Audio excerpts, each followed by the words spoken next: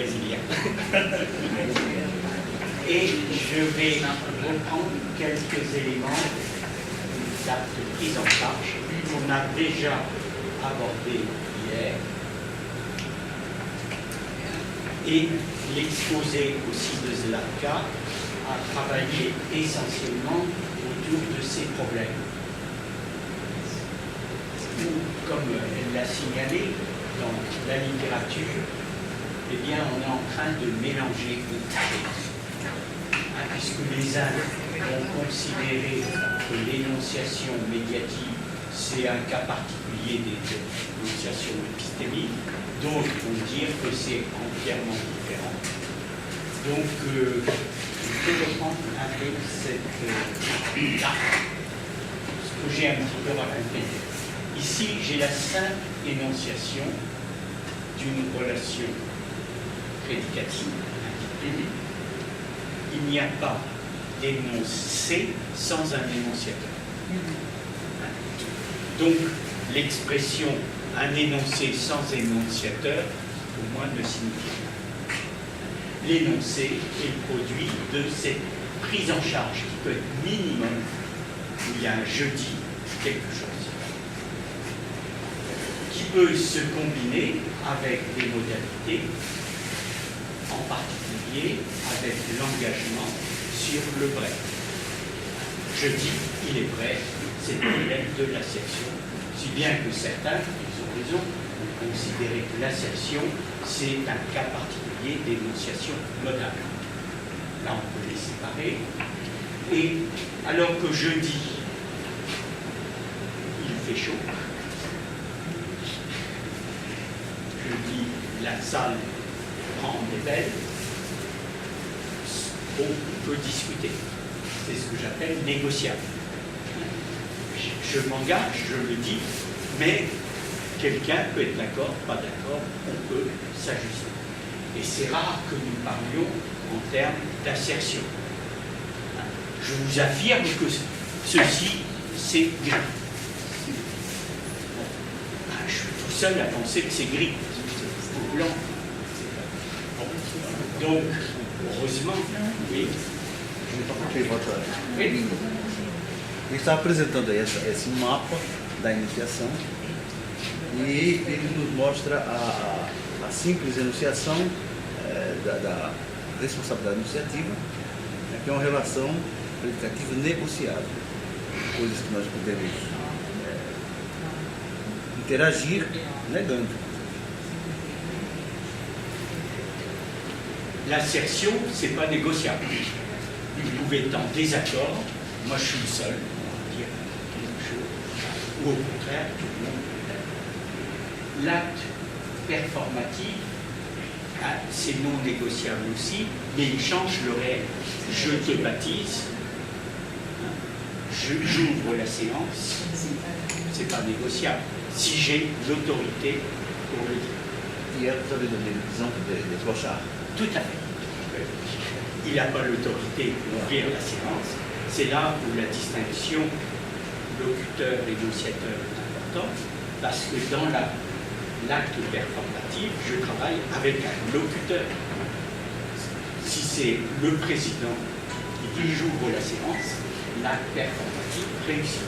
Si c'est le clochard, bon, ça ne réussit pas. Está falando que um clochard não pode usar o ato performativo, só o presidente da sessão. O que é um clochard? Alguém sabe?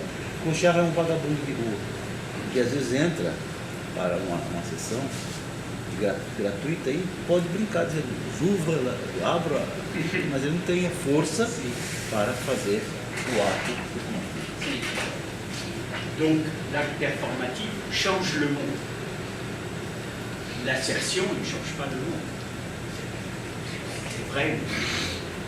Alors, les énonciations modales, j'ai les énonciations épistémiques, le nécessaire, le possible, les modalités interénonciateurs, la question de la promesse, puisque je promets à quelqu'un. Là, les flèches doivent être ici. Je promets à quelqu'un. Donc j'ai une relation où Ou au contraire, je donne un ordre, tu dois faire ça. Les modalités appréciatives, c'est un jugement. Ah, cette salle est belle, heureusement. Heureusement, cette salle est belle. Manifestement, il y a plus, et tant mieux, plusieurs personnes sont là pour écouter ce matin. Bon, ça a une appréciation, tant mieux. Hein? Alors, ici arrive l'énonciation rapportée et l'énonciation médiatique dont Lacan a parlé hier. Et c'est là où il y a des mélanges, y compris avec l'énonciation rapportée. Par l'énonciation rapportée, c'est la prise en charge du dire de quelqu'un, ce que j'appelle un locuteur. C'est là où je distingue énonciateur, locuteur. Où je fais dire à quelqu'un, à un locuteur, quelque chose. Peut-être il ne l'a pas dit, peut-être, mais... Et évidemment, c'est plus compliqué, vous pouvez regarder, puisque je peux non seulement dire quelqu'un a dit cela, mais souvent je dis plus, parce que j'indique comment il l'a dit. Par exemple, il a crié, il a susurré, il a dit en tapant du poing sur la table. Donc je dis beaucoup d'autres choses lorsque je rapporte le dire de quelqu'un. Et je peux également non seulement dire un tel a dit, en criant, en vociférant, mais également je peux porter un jugement sur le contenu de son dire.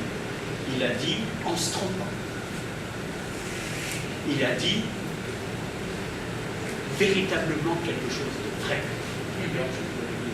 Il a dit ce qui est complètement faux.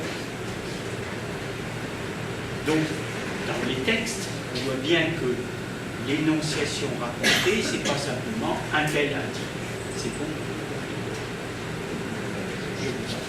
A enunciação reportada, ela tem uma complicação de quê? Não é somente dizer que o fulano, o enunciador, disse, mas como ele disse.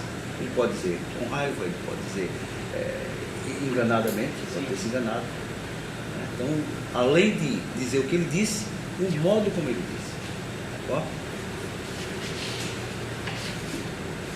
Donc, et dans l'énonciation rapportée, ça peut être direct, mais indirect. Alors, dans l'énonciation rapportée directe, un tel a crié du poing, mais je peux avoir l'énonciation indirecte où j'ai une manipulation beaucoup plus grande. Un tel m'a dit qu'il venait, et l'autre peut dire, mais j'ai pas dit ça. J'ai dit que je serais peut-être disponible demain.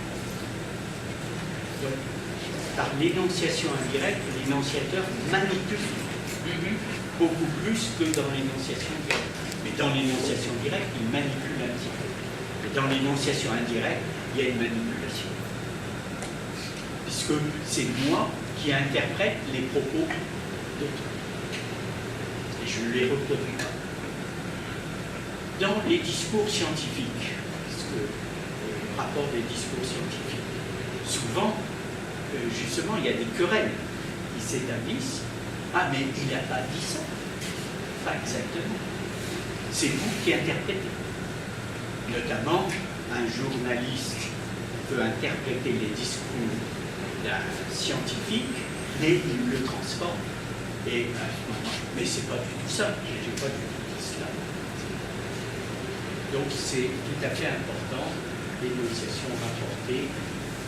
Et je travaille avec un de mes doctorants qui a maintenant passé sa thèse sur des textes en arabe. Et c'est tout à fait important par rapport au Coran. Parce que dans le Coran, il y a ce qu'a dit le prophète, et puis il y a ce que, toute la transmission.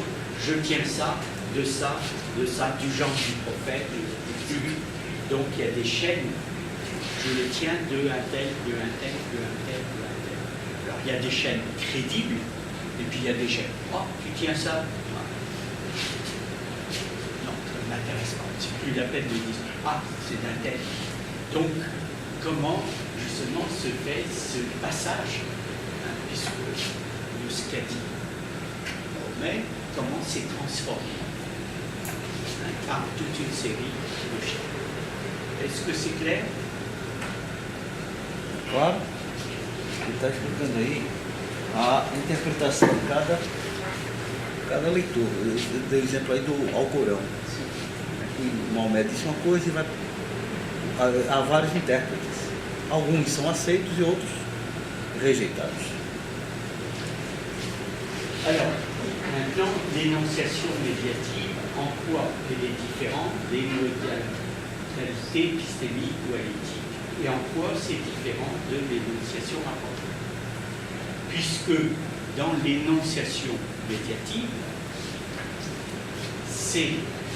j'ai des indices, et à partir de ces indices et de connaissances générales, j'en infère, alors par adduction, une certaine hypothèse. Et c'est cette hypothèse que j'énonce. Mais je ne dis pas pourquoi j'ai ces indices. Donc, je dis pourquoi tu dis cela? Parce que j'ai tel indice. J'ai vu des traces. Un sanglier est passé par là. Pourquoi tu dis ça? Je ne vois pas le sanglier. Regarde les traces. Et tu sais bien que le sanglier laisse ce genre de traces. Ah non, ça c'est pas une trace d'un sanglier, c'est une trace d'un bœuf, j'en sais rien, d'un cochon. Bon. Donc c'est très différent. Bon, pardon, on va revenir. C'est très différent des modalités épistémiques. Le possible, c'est j'ai pas toutes les connaissances, c'est un jugement. Je dis que c'est pas certain, d'accord, je peux pas m'engager, je peux pas en faire une assertion, et que c'est pas impossible, c'est possible. Mais je peux pas aller au-delà. Ma connaissance, mais j'ai pas d'indice, j'ai rien du tout, je peux pas m'engager. Hein, c'est possible. Donc, vouloir confondre les deux me paraît très dangereux, et du reste d'un cas, expliquer que les uns confondaient, les autres dissociaient. Et nous, Lacan et moi, nous dissocions terriblement. De même, nous dissocions aussi des engagements, hein, qui est négociable, c'est négociable. Un sanglier passé par là, mais non, c'est pas un sanglier, c'est le cochon de la ferme d'un côté. Ah bon, Ele está dando um exemplo de uma pessoa que vê as marcas das pisadas de um javali, sanglier javali. Aí outra pessoa discorda, não, não foi um cavalo, foi um boi. Pode haver essa discordância, por isso que ela é negociável. Pode não ser a marca do javali. Alors, également, il faut distinguer ce type d'énonciation médiatique, qui est la construction d'une hypothèse plausible, de l'énonciation associée à la prise en charge du dire d'un locuteur. Parce que le oui-dire, par exemple, le oui-dire, je ne connais pas quel est qui a dit ça, mais à force, c'est donc ici, je le dis à partir de ce que l'on dit, mais maintenant, je ne peux pas identifier qui l'a dit. Donc, ce n'est pas de l'énonciation rapportée. C'est j'entends, le oui-dire, tout le monde dit. Ben, si tout le monde le dit, c'est qu'il doit bien y avoir quelque chose. Et je remonte, oui, il y a eu cet événement. Donc, je crois qu'on a intérêt à bien distinguer. Si bien que, regardez les indices, je dis bien qu'ici, dans l'énonciation médiatique, j'ai des indices, j'ai un savoir commun, et à partir des indices, je remonte vers l'hypothèse. Se mettre bien, enfin, c'est ça la définition. Et ces indices sont multiples. Ça peut être au dire d'un témoin non spécifié. Si je le connais, si c'est un témoin, c'est du discours rapporté. Un tel m'a dit, il a été témoin, bon, je reproduis ce qu'il a dit. On n'est plus du tout dans le médiatique. C'est du discours rapporté. Là, c'est d'un témoin non spécifié. Quelqu'un a dit. Si quelqu'un a dit, si un événement a eu lieu, alors quelqu'un qui en a été témoin le raconte. Mais je ne connais pas trop le témoin. Donc quelqu'un a dit, sans doute que l'événement a eu lieu. D'accord ? Ça peut être selon le oui-dire. Tout le monde dit. Les mécanismes de rumeur se répandent comme cela, parce que tout le monde le dit, mais ce n'est pas parce qu'on le dit que ça a eu lieu, mais donc je fais l'hypothèse que l'événement a eu lieu, puis comme tout le monde le dit, l'événement a eu lieu. Et je suis passé d'une simple rumeur, et puis ça a eu lieu. Et ça peut être totalement faux. Le mécanisme de rumeur est très dangereux. Nous avons eu à la presse brésilienne un cas comme ça. Bien sûr. L'école a été accusée que les professeurs faisaient du sexe avec les élèves. L'école a été détruite. Bien sûr. Me lembrei a casa da escola de base em São Paulo. Sim. Foi por causa de rumores, boatos, ela foi destruída. Et era mentira. Donc, je peux me servir d'un indice. Le oui-dire, c'est un indice pour remonter vers une hypothèse, mais ça n'est qu'une hypothèse. Et souvent, la rumeur va dire de l'hypothèse, j'en fais un fait. Qui renforce, du reste, le oui-dire, ça tourne. L'indice, ça peut être aussi des indices perceptifs ou cognitifs. Notamment, ça peut être par la vue, j'ai vu des traces, c'est un indice visuel, donc je remonte à une hypothèse. Si un sanglier passe par là, il laisse des traces, je vois des traces, donc un sanglier a dû passer par là. Ça peut être aussi le son. Oh, j'écoute du piano, tu vois. J'écoute du piano. Oh, ça, c'est quelqu'un qui joue comme Glenn Gould. Vous connaissez Glenn Gould, qui joue du Bach d'une certaine façon. Il le joue, alors, ça doit être Glenn Gould qui joue. Parce que je reconnais. Mais c'est pas sûr. Donc, à partir d'indices perceptifs,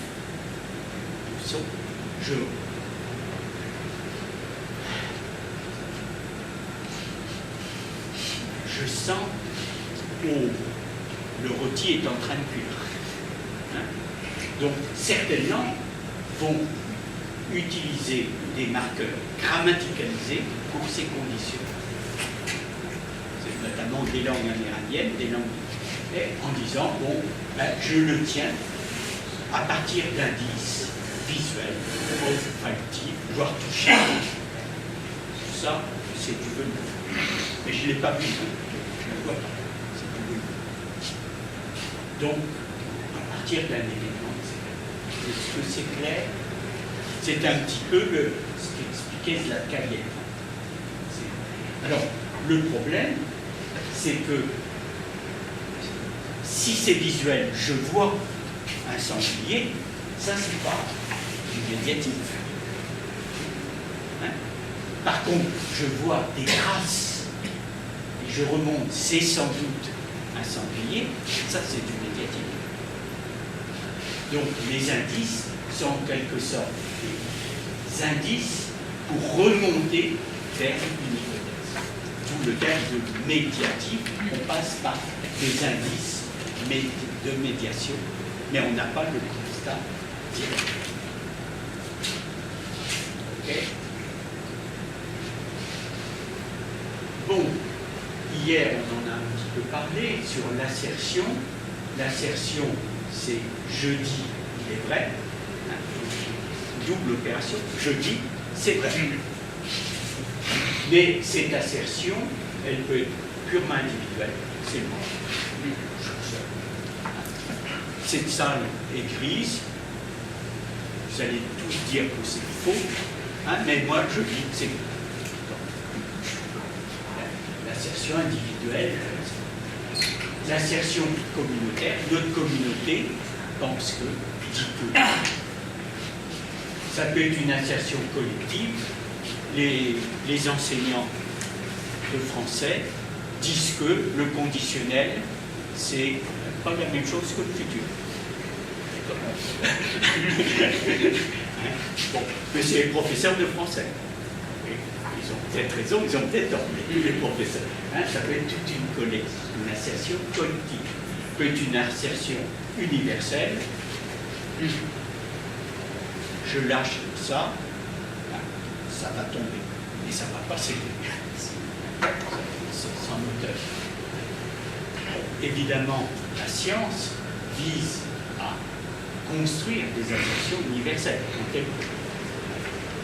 Ça peut être une assertion contextualisée pour Aristote, donc au temps d'Aristote, pour Aristote, la Terre est le centre du monde. Mais c'est une assertion. J'assère que pour Aristote, la Terre est le centre du monde. Mais pour Galilée, la Terre n'est pas le centre du monde. C'est le Soleil qui est près. Donc ça peut être l'assertion contextualisée d'un auteur ou dans une assertion contextualisée dans le temps, au temps d'Aristote, avant Galilée, depuis Galilée. Ça peut être spatial. Ça peut être spatial. Au Brésil, voilà ce qu'on pense. En Europe, voilà ce qu'on pense. Je n'ai pas d'exemple divergence, mais peut-être que ça peut être de point de vue de selon le, allons-y, tant pis pour l'exemple, selon l'Église catholique, c'est ceci, selon les protestants, c'est ceci, selon les incroyants, c'est ceci. Voilà, assertion aussi dans un monde mythique. C'est ce qu'on disait hier, le chaman qui rêve, qui a un discours, c'est une forme de vérité. De vérité qui n'est pas la vérité du monde empirique dans lequel nous vivons, mais qui est une forme de vérité. C'est vrai que le chaman peut s'être transformé en crocodile, etc. Et donc, ceux qui rentrent dans ce genre de... Le chaman n'est pas quelqu'un qui est fou. Hein? Ça serait plutôt l'observateur externe, mais il est fou. Non, il n'est pas fou. Et toute la communauté croit au rêve du chaman, parce que ça dit quelque chose dans ce monde. Et c'est une assertion.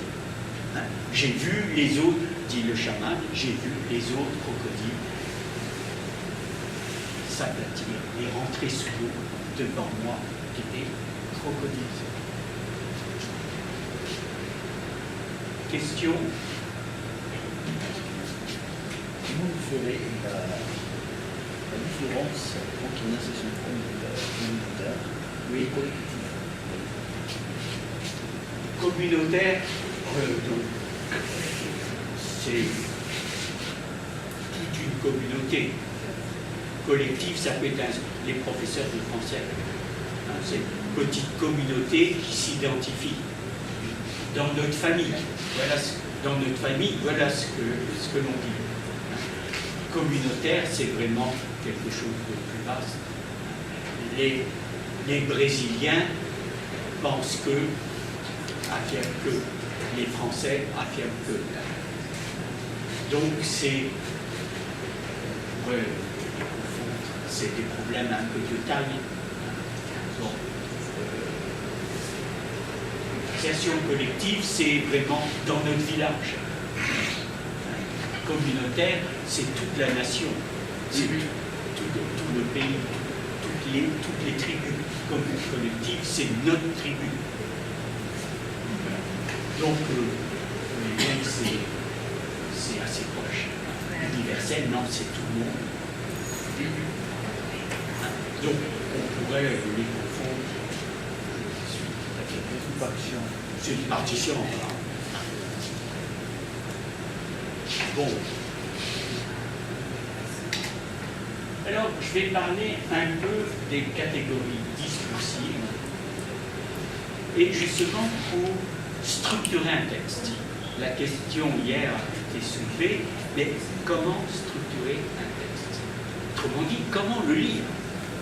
Parce qu'un texte, on le lit. On le lit ou on l'écoute s'il est à l'oral, un discours. Et ce que nous essayons de faire, c'est de le faire par un ordinateur. Moi, une partie du travail par un ordinateur. De manière à pouvoir, je vais vous montrer, annoter automatiquement un texte en disant, là, j'ai une citation de quelqu'un, et cette citation, elle est positive. Platon a dit, et c'est vrai qu'Aristote disait. Voilà. Donc, alors, dans les catégories discursives, il y a tous les problèmes de mise en texte. Mise en texte, il y a une organisation, un texte est organisé. Et de plus en plus, on les organise physiquement, même numériquement. Et il y a une organisation du contenu et une organisation dialogique par rapport à l'interlocuteur. Et puis, il y a des points de fouille. Par exemple, ce qui m'intéresse quand je lis un texte, c'est finalement, est-ce que, si c'est un texte de linguistique, est-ce que je suis cité en tant qu'auteur? Et est-ce que je suis bien cité? Moi. On fait tout ça quand on a écrit des textes scientifiques et que je lis d'autres collègues qui travaillent sur le même sujet. Est-ce qu'ils m'ont lu et comment ils m'ont lu? Donc, qui cite qui? Vous disiez un texte scientifique. Ah, est-ce qu'il lit un tel? Ah, il n'a pas lu un tel? Vous mettez méfiance. Il ne cite pas un tel, c'est qu'il connaît tel. Ou au contraire, il ne cite que. Et comment il les cite? Positivement ou négativement? Donc, il y a plusieurs points de fouille, on va en voir quelques-uns. Donc, on va regarder ça un petit peu plus précisément. Voilà. L'organisation discursive. Dans un texte, physiquement, j'ai des titres, des sous-titres. C'est pas si facile que ça de faire reconnaître les machines. Enfin, on peut. Il y a du gras, il y a des traits de caractère, il y a des points, il y a toute une. Mais nous, évidemment, ça nous est évident. Pour une machine, c'est pas aussi évident que ça. Comment on connaît un titre et un sous-titre? D'accord, c'est pas toujours évident. En général, le titre vient en carte gras. Normalement, oui. Oui, mais une machine, parce que je peux avoir le titre, je peux passer à la ligne, évidemment. Ça, c'est un indice très fort pour dire que c'est un titre. C'est dans un caractère différent. Un deuxième indice, j'ai devant numéro 1, ainsi de suite. Mais je n'ai pas toujours ça. Notamment si vous travaillez sur des textes beaucoup plus anciens ou dans d'autres langues comme l'arabe ou autre, je n'ai pas du tout cette structuration. Mais enfin, on ne va pas s'intéresser à ça. Je peux avoir dans un article scientifique, l'annonce du plan. Je vais parler de... Je peux le repérer. Je peux avoir des références bibliographiques, les repérer. Je peux avoir des annonces de figures, il y a un va-et-vient entre les figures et le texte, voire figure numéro 1, voire figure numéro 3, etc. Des annonces de formules, des annonces d'exemples. Quelquefois, en linguistique, ce n'est pas toujours clair si c'est un exemple ou pas. Un bon article, au contraire, va détacher l'exemple. annonce du prof. Voilà. Bon, en mathématiques, par exemple, on dit voilà, maintenant l'approche de ce que je dis, etc.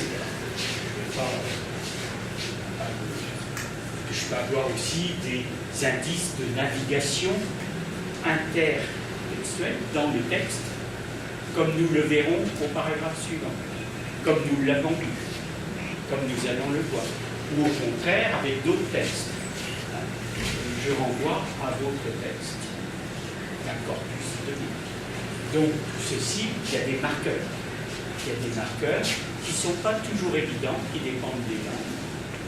Qui dépendent, par exemple, en arabe, on est confronté à des difficultés non négligeables, mais ça existe. Mais ce n'est pas le plus intéressant. Organisation du contenu. Hein, est-ce que je peux repérer les objectifs? De quoi va parler le texte? Est-ce qu'il parle de linguistique? Est-ce qu'il parle de linguistique théorique ou linguistique descriptive? Est-ce qu'il va parler de la linguistique textuelle ou de la linguistique chomskienne? Le Chomsky annonce des objectifs, annonce des thèmes. Et on va le voir sur un ou deux exemples. Et évidemment, c'est de repérer les changements thématiques. Hein, je parle sur les thèmes au Moyen-Âge. Voilà ce qui se passait en histoire. Puis maintenant, voilà ce qui se passe. J'ai changé de thème. Je peux avoir dans un texte des conclusions. Les conclusions, elles peuvent être à la fin, mais il y a souvent des conclusions qu'on met au bout du texte. J'en conclus que, et j'ai des marqueurs. Je peux avoir des résultats. Finalement, voilà mes résultats. Ce n'est pas toujours à la fin du texte. Ça peut être pas nécessaire. Ça peut être le résumé d'un propos. Bon, finalement, en résumé, finalement, voilà ce qu'il faut retenir. Voilà ce qu'il faut retenir. Il y a des marqueurs. Résumé, une reformulation. C'est des textes scientifiques, hein, journalistiques, mais scientifiques, ils vont reformuler. La prise en charge, ça veut dire, je le dis autrement, ou en d'autres termes, ce qui signifie, etc. Reformulation. Énoncé d'un problème. Quel est le problème? La distinction entre l'évidentiel et les modalités épistémiques. Voilà mon problème. Et puis, souvent dans le texte aussi, j'ai des commentaires d'une figure. Moi, j'aime beaucoup utiliser les figures.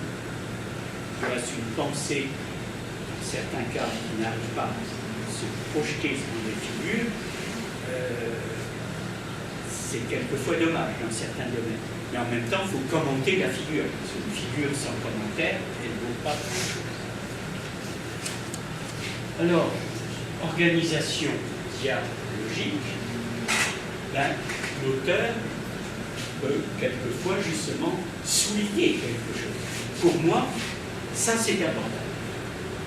Ça c'est très très très important. Et l'auteur va le dire. Enfin, ou au contraire, le dire là. Adresse au lecteur. Je peux m'adresser au lecteur en disant le lecteur va remarquer que, ou le lecteur doit faire attention à. Attention, le lecteur ne doit pas se méprendre. Renvoie des citations.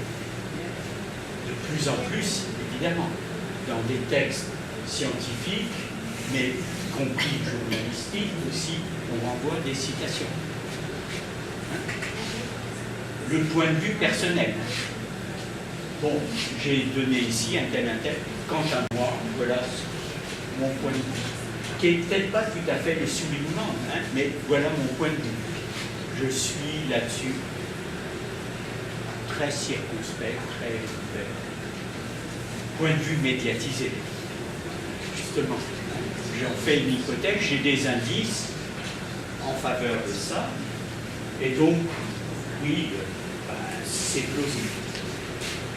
Alors on ne le dit pas, je suis tout à fait là. Et puis les différentes prises en charge.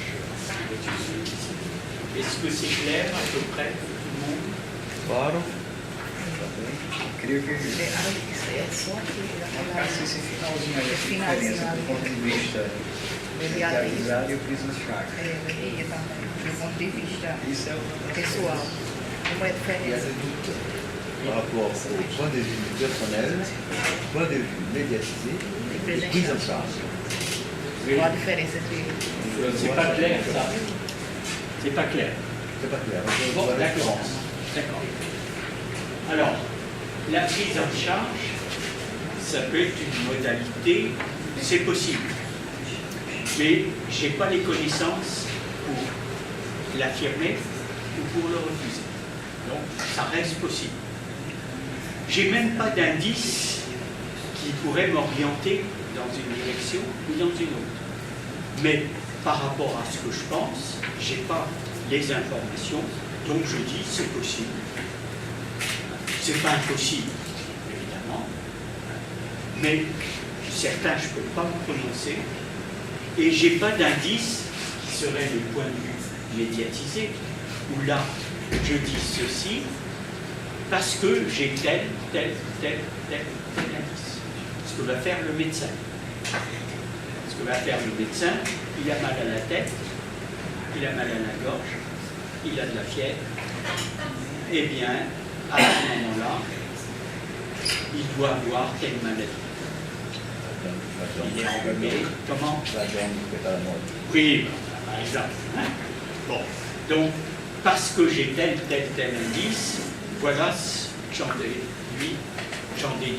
infère plutôt que c'est quelle maladie. Mais il ne va pas l'affirmer parce que il y a peut-être d'autres indices qu'il n'a pas encore. Donc ça c'est le point de vue médiatisé. C'est-à-dire ce qu'on a discuté hier après-midi ou ce que j'ai expliqué tout à l'heure. Donc point de vue personnel, là je m'engage quand même, selon moi, mais avec des modalités plus ou moins marquées et qui sont les différentes prises en charge possibles, impossibles, probables. Je m'engage un peu plus, improbable, c'est hautement improbable. Et vous avez ça dans les textes. C'est hautement improbable qu'il ait pu démontrer tel... Bon, peut-être. Est-ce que c'est un peu plus clair? C'est un peu plus clair ou... A prise en charge é a responsabilidade iniciativa. Ela parte do ponto de vista. O ponto de vista é o guia. E tem o ponto de vista mediatizado quando ele fala e embasa-se em outras pessoas e em outros índices. E o ponto de vista personal é quando a pessoa diz aquilo que ele pensa, podendo defender ou não. Donc, le point de vue médiatisé, je peux comprendre que peut-être par des indices aussi. C'est à partir d'indices. C'est ça qu'il faut. Hein? C'est à partir d'indices. Je n'avais pas pensé comme ça. Je pensais que c'était tout simplement quand je parle d'une opinion, par exemple, d'une citation de quelqu'un, mais jamais pensé comme ça. Si je parle des indices, j'ai un point de vue médiatisé. Très intéressant ça. Ah ben, pour moi, c'est fondamental. Oui, c'est très intéressant. J'ai des indices, j'ai entendu quelqu'un, mais je dis pas qui, je ne sais pas qui, mais j'ai entendu des bruits de couloir. Je sais, s'il y a eu tel événement, en général, on en parle dans le service. Dans le service, le directeur est devenu fou, on en parle. J'ai pas vu le directeur. Et qu'est-ce que je vais dire? J'ai des indices. Et je vais dire, le directeur, il est devenu fou. Mais pourquoi tu dis ça? Mais tout le monde le dit dans le service. Mais tu l'as vu, le directeur? Non. Mais tout le monde le dit. il a pris de l'argent dans la caisse. Oh, ben, tout le monde le dit. Donc c'est un voleur. Mais tu l'as vu prendre de l'argent dans la caisse? Non. Est-ce qu'il y a quelqu'un qui l'a vu? Montre-moi un témoin qui l'a vu. Est-ce qu'il a signé quelque chose? Non, non. Ben, pourquoi tu dis ça? Ben, tout le monde le dit. Voilà mon indice.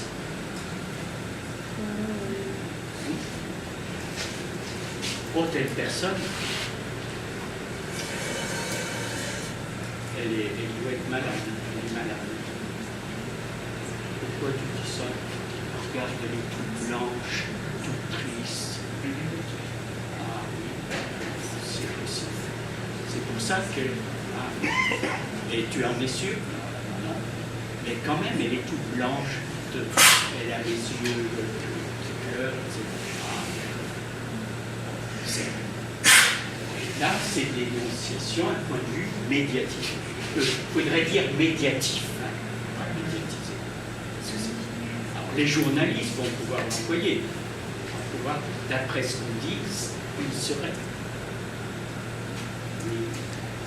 C'est médiatif, plutôt que médiatisé, parce que médiatiser, ça fait penser uniquement aux médias journalistiques. Est-ce que c'est... Et ça, c'est fondamental. Alors, certaines langues, expliquait Zakaïen, le grammaticalisme, ce qui n'est pas le cas de nos langues indo-européennes en général, sauf quelques langues quand même. Mais d'autres langues le grammaticalisent très fortement et en indiquant la nature de l'indice, si c'est visuel, si c'est olfactif, si c'est...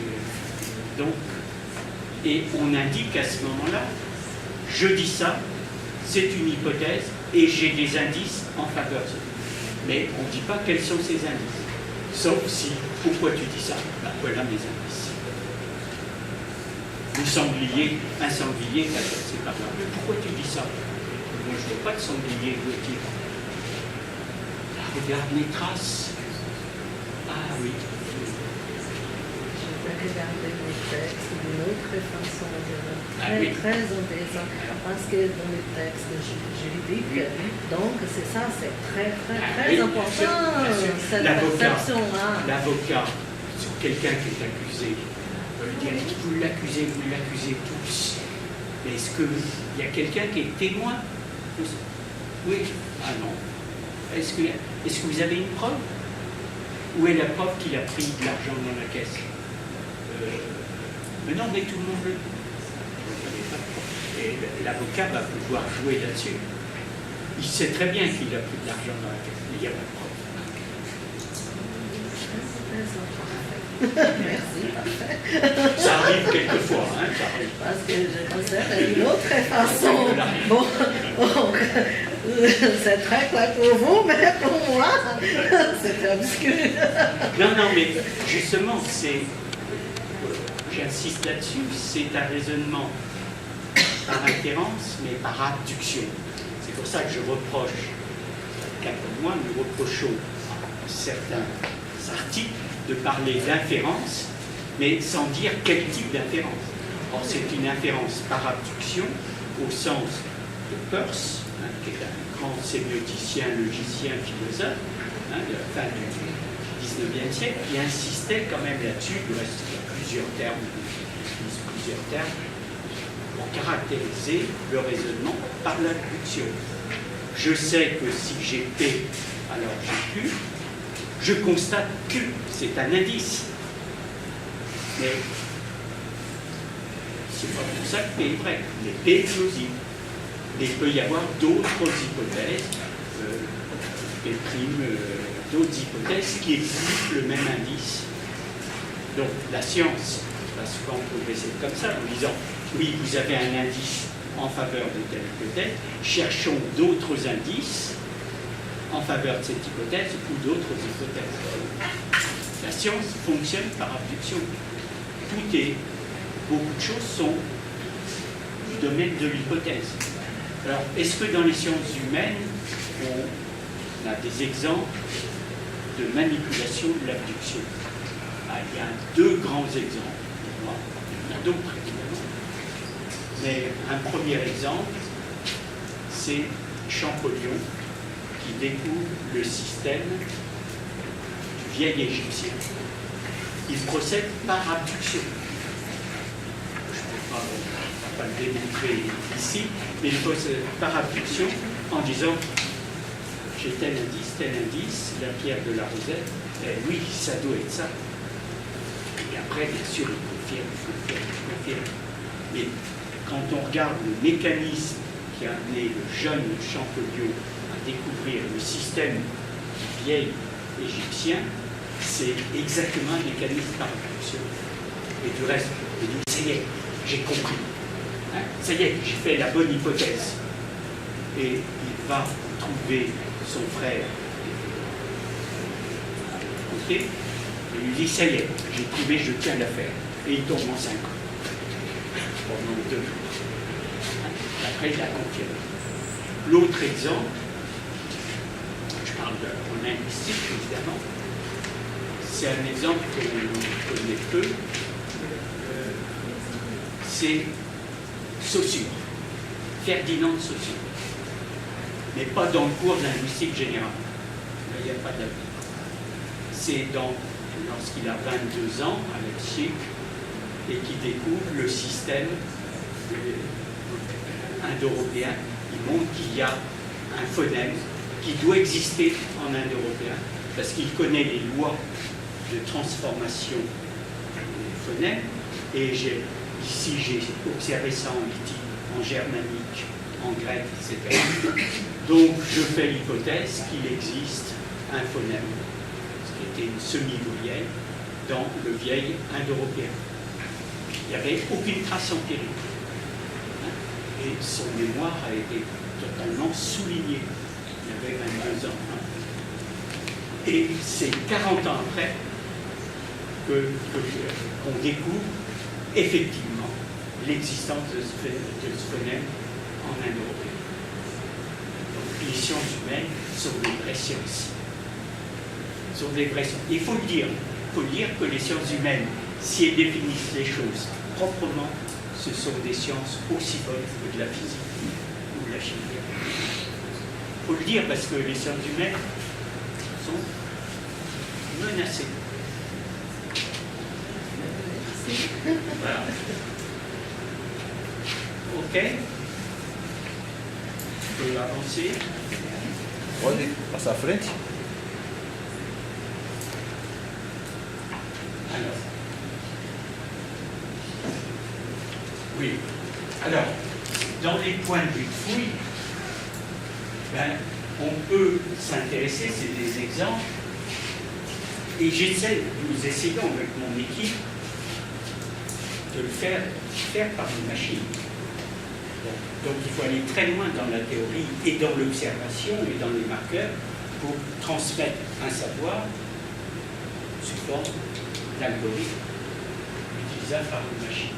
On peut repérer les relations causales. Quelles sont, je m'intéresse, quelles sont les causes de l'inflation dans notre monde contemporain. Il y a des textes qui vont dire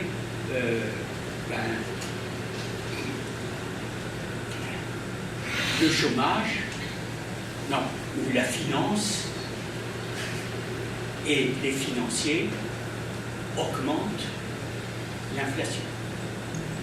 Augmente est une relation causale entre cause et un effet. Les enchaînements temporels, on va le voir, des localisations spatiales, des rencontres. Qui a rencontré qui?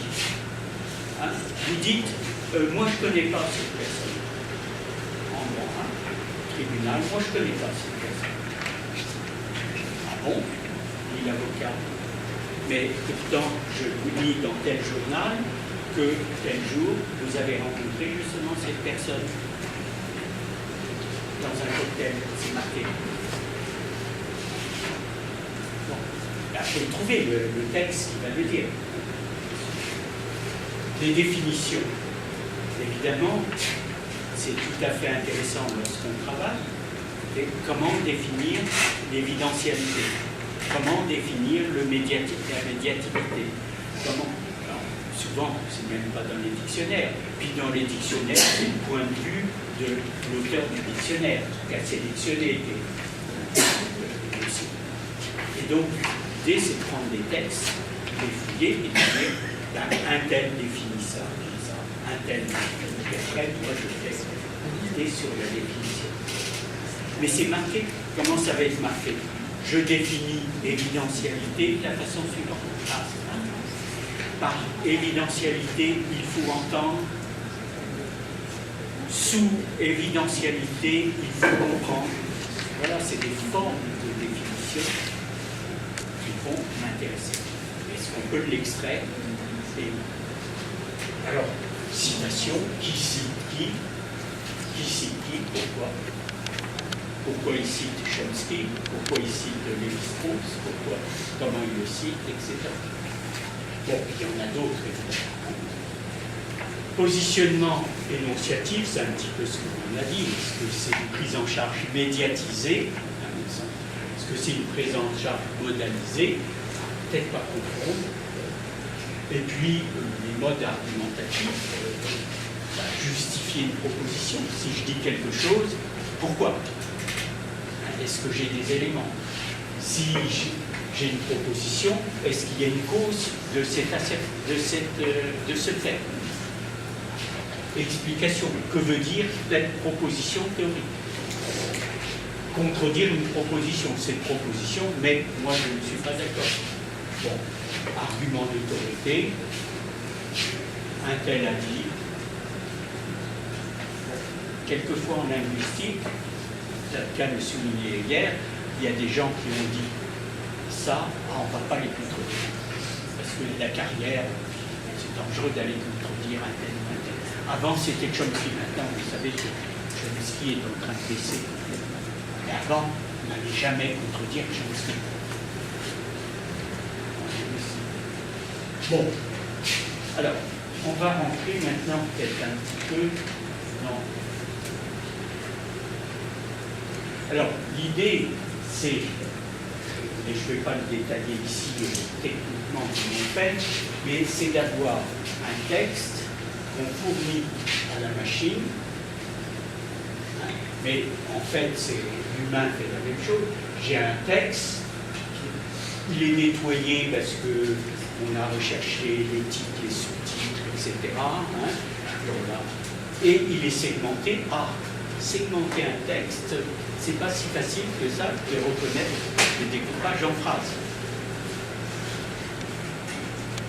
Les points, c'est pas toujours suffisant. Parce que je peux avoir 3 petits points. Donc c'est un peu plus subtil.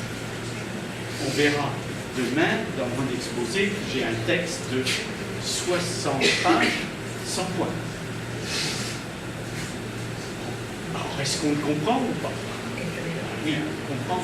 Donc, ça pose des problèmes, on ne va pas rentrer là-dessus. Mais l'idée, c'est d'avoir un texte annoté, soit humainement, soit par la machine, si on est capable de le faire, tel qu'on dit, à tel segment de texte, eh bien ça, c'est une définition. Tel segment de texte, c'est une citation de un tel par un tel. Tel segment de texte, c'est une relation causale. Si vous avez des textes à noter, de toute façon, c'est peut-être ce que l'on fait. Moi, quand je lis des textes, même dans des livres, quelquefois, j'annote. Annotation, c'est citation. Je le mets dans la marque. Parce que, et du coup, quand je reprendrai le texte, j'irai directement. Ce que nous faisons, plus ou moins, selon la famille. Bon, mais c'est très important parce qu'après, on peut faire du résumé automatique. Qu'est-ce que c'est que faire du résumé automatique? C'est prendre les points les plus saillants. Et pour construction de fiches thématiques, j'ai beaucoup de textes et je veux voir quelles sont les définitions de tous les termes, des termes qui m'intéressent dans ces différents textes. À ce moment-là, j'ai plus besoin de lire tous les textes, mais je sors à ce moment-là des phrases qui sont annotées, qui me disent évidentialité, voilà comment c'est défini dans tel texte, dans tel texte, dans tel texte. Et après, je peux travailler. Hein. D'accord. Bon. En tout cas, c'est un travail que nous entreprenons, mais on va prendre, si vous voulez, le texte annoté, automatiquement ou humainement, eh bien, il est annoté à partir de traces de mise en texte. Il faut des traces linguistiques. Ça ne doit pas être fait n'importe comment. Lorsque nous annotons un texte, nous-mêmes, nous avons des traces sur lesquelles nous nous appuyons. Ces traces, souvent, n'ont pas encore été bien utilisées et analysées par la linguistique. C'est tout un travail à faire. Hein, ce n'est pas de la syntaxe et ce n'est pas de la sémantique lexicale. C'est une autre forme de sémantique. Et évidemment, on doit partir du texte sans faire appel aux connaissances externes. Si c'est un texte de chimie, si c'est un texte d'astronomie, moi, je ne m'occupe pas des connaissances chimiques ou astronomiques. Mais par contre, des traces linguistiques. Ceci veut dire, ceci signifie. Bon, que ça soit une molécule chimique, que ça soit un lexème en linguistique, peu importe. Donc, le texte contient en lui-même des indications sur sa structure. Le texte annoté permet de procéder à des applications, etc. Alors, on va tout de suite passer à des formes comme des cadres de discours dans un texte. Les cadres de discours, j'emprunte cette expression à Michel Charoll, que certains d'entre vous connaissent, avec des marqueurs comme en ce qui concerne quant aux difficultés scolaires. Donc, ça peut être des cadres de discours thématiques, puisque je vais, en ce qui concerne l'affaire concernant monsieur André. Quant aux difficultés scolaires rencontrées par je change de cadre thématique. Il faut les repérer. C'est pas, si le texte est mal écrit, alors là, rien n'est indiqué. Le texte va être difficile à lire. Vous avez des thèses bien écrites et des thèses moins bien écrites. Parce qu'il y a des thèses qui vont bien argumenter, puis d'autres thèses, et le rôle du directeur de thèse, c'est quelquefois de dire c'est bien gentil. Bon, mais tout est. Il faut l'écrire maintenant. Bon, en général, le doctorant n'est pas content, puis il dit oh, mon directeur de thèse. Oui. Parce qu'il faut bien marquer tout ça. Vous passez d'une idée à une autre, vous avez passé une idée. Et c'est ça que faire une thèse, c'est ça faire un article, être si possible le plus clair possible. C'est donc indiquer les changements de thème, etc. Des cas de discours spatio-temporels. Ce jour-là, ce n'est pas la même chose qu'à cette époque. Ce jour-là, mais le lendemain, je peux avoir par exemple toute une histoire, et puis en fin de compte, l'un et l'une se rencontrent, ils sont heureux, ils ont des difficultés, tout ça, et ça y est, tout se passe bien. Et puis l'auteur de l'histoire est un peu malicieux, et ils se marièrent.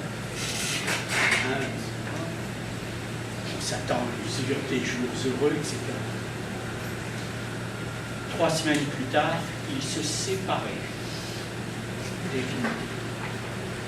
Et j'emploie ici un imparfait en français, qui est un imparfait, du reste très mal décrit, qui est pour moi, je l'appelle un imparfait de nouvel état, parce qu'il crée un nouvel état. On s'attendait à ce que l'histoire continue, puis tout d'un coup, hop, on change. ils se séparaient. C'est l'imparfait, alors il est appelé imparfait d'ouverture, imparfait de fermeture, imparfait de... On lui a donné 36 noms de rupture. Moi je donne nouvel état de l'univers narratif.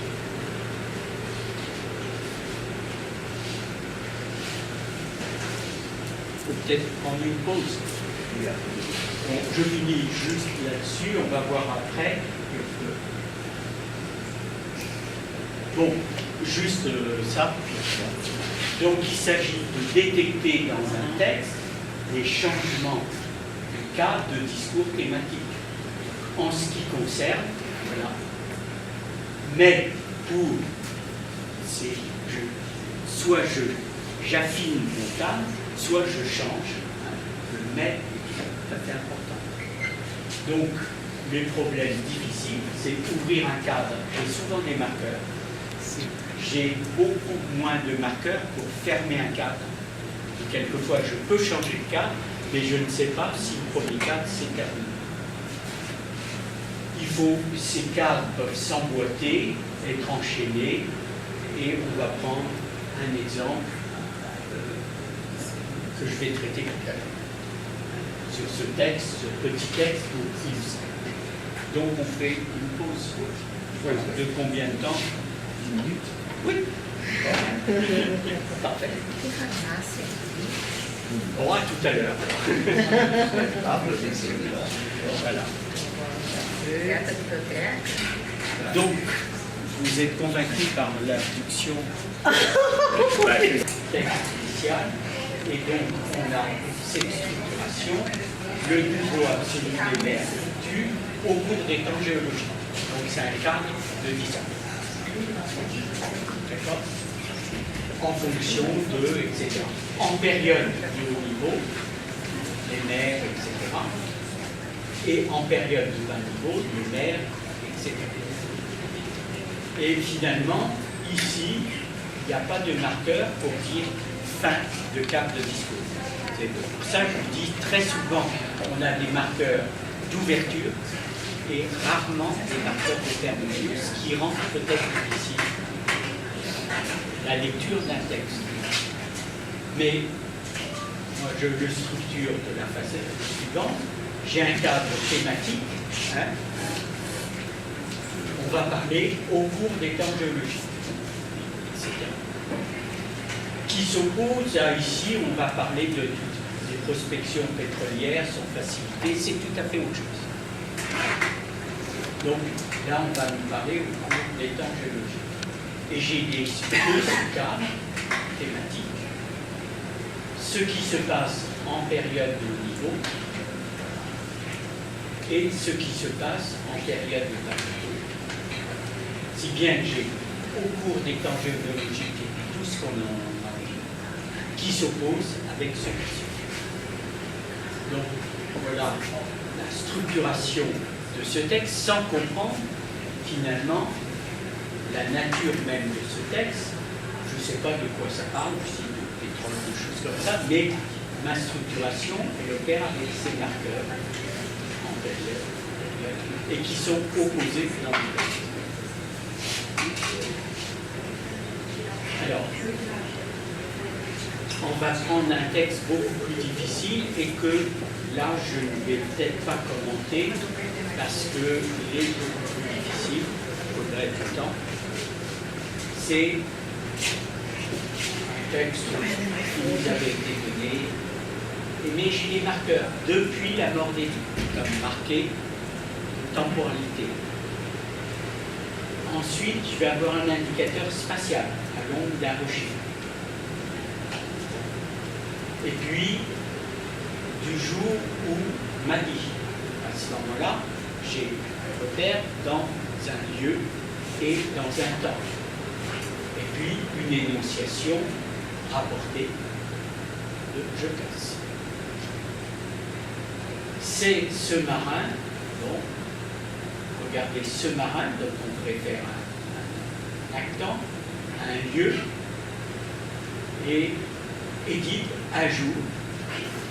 Donc on est sorti totalement de cette histoire, et c'est un jour, c'est brusquement tout, et m'a dit, etc.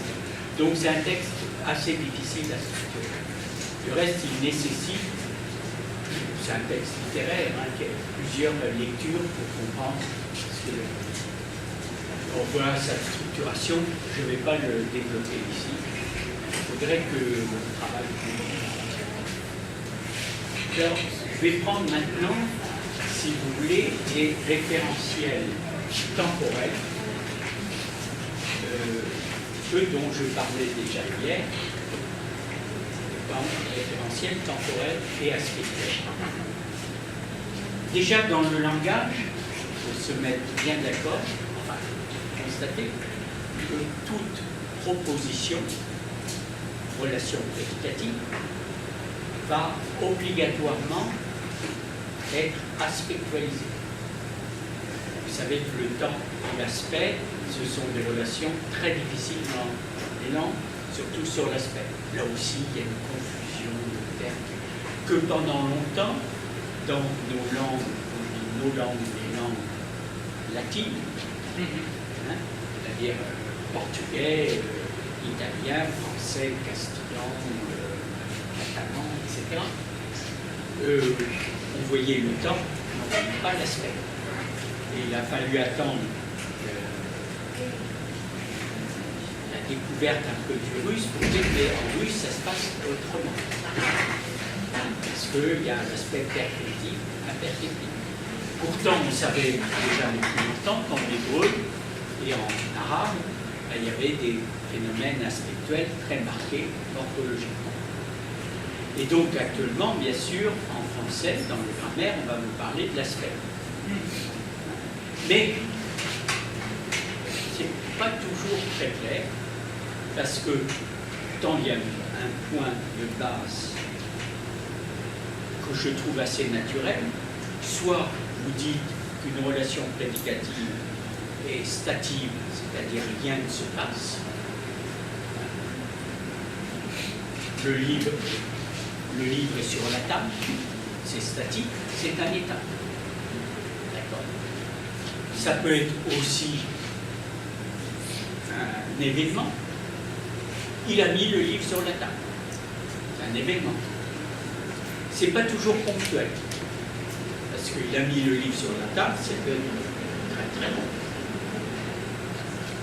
Et puis, ça peut être aussi un processus inaccompli.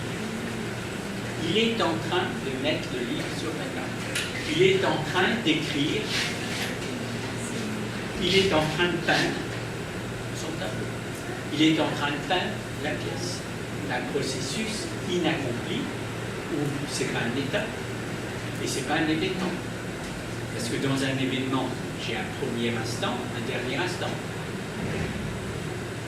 Tandis que dans un processus inaccompli, j'ai un changement qui se fait et qui est inaccompli. Donc, toute relation prédicative qui est énoncée et prise en charge est aspectualisée. Donc, je dis une relation prédicative qui est elle-même aspectualisée. Est-ce que c'est d'accord? Oui, en état, événement, processus, après on pourrait être un peu compliqué. Alors, je vous rappelle qu'on se met dans ce référentiel énonciatif, il y a celui qui est en train de dire. Je suis en train de dire. Et ce n'est pas un instant. Ce n'est pas un instant, c'est un processus en train de se dérouler. Et je vais pouvoir organiser mes événements dans le sens de leur chronologie. Hier, il est arrivé chez moi, il a pris le petit déjeuner et il est reparti aussitôt sans même me dire bonjour. Pas très gentil. Hier, sans même me dire bonjour. Mais je peux avoir, et toutes les langues le font, un ordonnancement rétrospectif. Où je pars de mon présent pour remonter vers le passé. Et c'est l'état résultatif. Ça y est, il a écrit sa lettre. ce qui m'intéresse, c'est la lettre est écrite maintenant, et je remonte, il y a eu un événement qui m'a conduit à cet exemple. Ça y est, il est arrivé. Il est arrivé, voilà, il y a eu un événement qui m'a introduit à cet exemple. Donc je remonte en quelque sorte la temporalité. Et toutes les langues ont l'exprimé, c'est l'accompli. Hein. Bon, on va prendre des exemples. Luc joue ou est en train de jouer dans le jardin. Alors, le processus énonciatif, finalement, il y a un début. De même jouer, il y a un début. Mais ce qui m'intéresse, ce que marque le présent ici, c'est que les deux bornes inaccomplies qui sont ici, hein, j'ai mis ici pour dire que ce n'est pas une fin, c'est une accomplie, eh bien, sont concomitants. Le présent va exprimer une relation de concomitance de deux processus. Peu importe que l'un ait commencé avant l'autre, ça je ne le dis pas. Mais ce que je dis, c'est qu'ils avancent simultanément. Luc est en train de jouer au moment où je parle dans le jardin. Donc, de même, Luc réfléchit en ce moment à ce que je vous dis. À ce moment-là, réfléchit à commencer après le début du processus énonciatif. Donc, ce qui n'est pas intéressant, c'est les relations entre ces deux bords de gauche. Ce qui est important, c'est la concomitance entre les bords de droite, et le présent marque cette concomitance. C'est clair à peu près pour tout le monde? Bon, on a la même chose en portugais, bien sûr.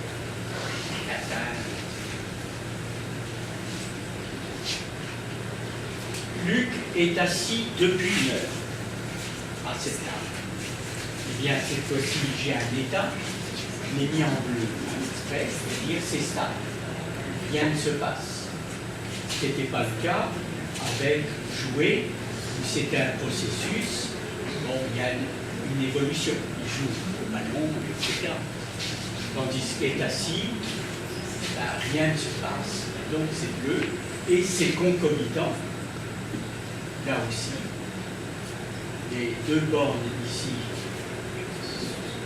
sont ouvertes, c'est-à-dire que ce n'est pas un dernier instant, donc l'état se continue en même temps que mon processus d'énonciation.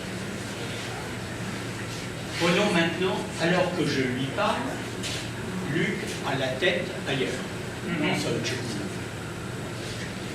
Donc j'ai un état prédicatif qui est interne au processus d'énonciation. Bon, on peut continuer comme ça. Je peux avoir un événement qui est avant le processus énonciatif, c'est le passé. Il a rentré la voiture au garage, il a rentré la voiture au garage, c'est fini. Donc il y a une borne de fin, et tout ceci est avant, donc cette borne de fin est avant des événements. Bon. Luc fume en ce moment une cigarette, bon, ben, j'ai un processus qui est concomitant au processus d'énonciation. Luc commence à fumer une cigarette. Là, ici, ce qui est dit, c'est commencer à fumer une cigarette, mais l'événement, le processus va se continuer au-delà de T0, c'est ce qu'indice commence, puisque à la fin, évidemment, la cigarette aurait été fumée. Donc ici, c'est bien commencer, c'est le début d'un processus qui va vers un terme, et le terme est au-delà de T0. Une remarque en passant, voyez, me semble-t-il, l'utilité d'utiliser des diagrammes, des figures. Et surtout dans le domaine du temps, avec des figures, on va très vite comprendre immédiatement, me semble-t-il. Luc va fumer une cigarette.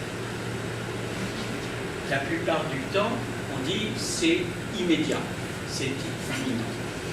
Ce n'est pas faux. Ce n'est pas faux. Mais aller plus infinitif, pour moi, c'est pas le futur. Dans les grammaires, on le traite comme un futur. Pour moi, c'est un présent. C'est un présent du verbe aller. Hein, et il est l'événement fumer une cigarette aiguisée, mais on va vers cet événement. Donc, je vais vers un événement qui est présenté comme quasi certain. Mais ça peut être pas nécessairement proche, parce qu'on dit que c'est souvent proche. La Terre va disparaître dans 100 millions d'années. C'est inéluctable. C'est inéluctable, on le sait. Hein? Mais c'est pas proche. Hein? Vous êtes d'accord? Comment? Le sens, Ben non. Justement, c'est le côté, enfin, on peut discuter évidemment, bien entendu, c'est de dire, le mouvement est orienté, déjà engagé, vers la réalisation de cet événement. Mais cet événement n'est pas proche nécessairement. Mais par contre, ceci, là, on est dans le présent. Autrement dit, c'est le présent du verbe aller. Hein? Donc, on est dans un processus qui conduit vers un événement qui peut être proche. Alors, dans l'usage quotidien, c'est souvent proche, hein, mais qui peut être très lointain. Les hommes vont débarquer sur Mars dans 10 ans. C'est quand même pas proche non plus. Mais surtout, la Terre va disparaître dans 100 millions d'années. L'espèce humaine n'habitera plus la Terre dans 100 millions d'années. C'est inéluctable. Comme vous voyez, je ne sais pas si l'espèce humaine va disparaître, ça on n'en sait rien. Mais peut-être. C'est possible. Bon. Contrairement au futur, Luc fumera une cigarette dans 1 heure, il y a un événement qui est visé hein, et il est probable. Le futur, c'est une modalité. C'est une modalité. Luc fumera une cigarette dans 1 heure. Peut-être qu'entre-temps, quelqu'un lui a dit interdiction de fumer. Bon, donc ça serait Professeur, s'il vous plaît. Donc c'est une chose intéressante parce que... Ah oui, c'est très intéressant. Donc pour nous, va fumer, c'est équivalent à fumera en portugais. Oui. C'est équivalent pour Je veux dire, oui. Donc il a la même valeur des futurs pour Mais nous. il faudrait... Je n'ai pas le portugais, je vous fais confiance. Donc comment on peut penser faire? Recentemente até aconteceu isso, porque ele ter deixado de usar fumará, essas formas, né? Oui, mais il a dit qu'on n'utilise plus ces formes-là au futur, sans. Mais c'est pour nous, il y a la même valeur. La même valeur. Ça veut dire qu'il y a des langues qui vont avoir des tournures pour marquer des différences et que d'autres langues, dans un secteur donné, je ne suis pas en train de dire que le portugais est plus faible que la Comment je vais faire le français. Comment je vais faire pour analyser C'est ça? dans le contexte. Vous devez ajouter des contextes du genre fumera certainement. Ah oui. Ou au contraire, On va fumera. fumer. Je pense que vous devrez ajouter des éléments contextuels, des adverbes, des choses, pour désambiguiser. Mais ce qui est clairement grammaticalisé, exprimé dans une langue, peut ne pas l'être dans une autre langue, et inversement. Ce que l'on voit bien dans une langue, on le voit moins bien dans une autre langue. Ça ne veut pas dire qu'on ne peut pas le dire, mais il faut ajouter des éléments contextuels, des Comment dire adverbes. faire ça? Oui. Ce qui pose un problème, j'en profite pour faire une parenthèse. Pour vous, alors c'est une question générale. Est-ce que vous pensez qu'il existe un langage de la pensée universelle? C'est-à-dire, je pense dans mon cerveau, dans ma tête, et puis après, je vais le dire en portugais, je vais le dire en français, je vais le dire en anglais, je vais le dire en russe, je vais le dire en chinois, en on dit qu'il y a un langage universel de la pensée et que je vais exprimer plus ou moins bien dans différentes langues. C'est une première possibilité. Certains, un logicien, un grand logicien comme Frege, du XIXe siècle, dit une langue, c'est l'habit de la pensée. Donc j'ai la pensée, puis je lui mets des habits. Les uns vont me mettre une chemise rouge, les autres une chemise bleue, mais donc il y aura des petits détails, mais finalement la pensée est universelle. C'est séduisant parce que tous les hommes sont équivalents, etc. Les langues sont différentes, mais finalement il y a une pensée universelle. Deuxième position, c'est chaque langue construit sa propre pensée. C'est la position de Worf Sapir, c'est-à-dire de la relativité linguistique. Autrement dit, je pense dans une langue, je pense différemment dans une autre langue. Alors, les deux thèses en opposition. Pour qui vous votez? Thèse 1 ou thèse 2? Laquelle est... Il y a une troisième position, qui est la mienne.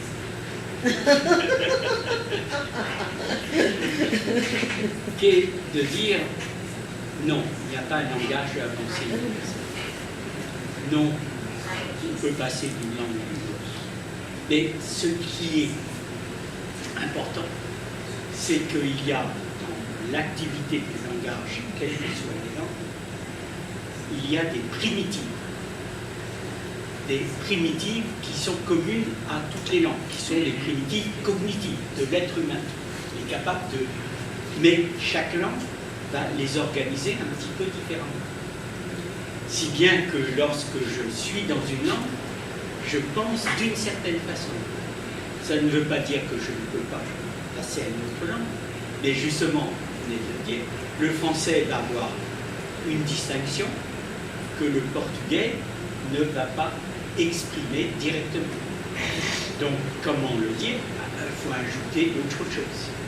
Et je suppose, par exemple, vous avez ser et estar en portugais, on n'a pas en français. Il y a un seul est en français. Alors, vous avez deux, je peux dire, et c'est important, c'est une distinction permanence, non-permanence, c'est extrêmement important. Donc, ce qui se dit naturellement en portugais ou en espagnol, en français, pour le dire, il est tout le temps malade, ou il est malade en ce moment. Je suis obligé d'ajouter tout le temps ou en ce moment. Donc là, vous allez pouvoir, par le choix du verbe, dire il est tout le temps malade, c'est de sa nature, ou au contraire, en ce moment, il est malade. C'est l'opposition. Donc, pour vous, est-ce qu'il y a un langage universel de la pensée? Question écrite. Oui ou non? Oui. Vous êtes pour? Oui. Un seul. Alors, il y a un langage universel de la pensée. Un seul. Deux, trois. Quatre, non? Trois simplement. Il n'y a pas de langage universel de la pensée. Non. Deux contre Et trois. pense que Ben non, non. vous avez voté quoi tout à l'heure? Bon, on arrive à 3-3. Hein. Comment?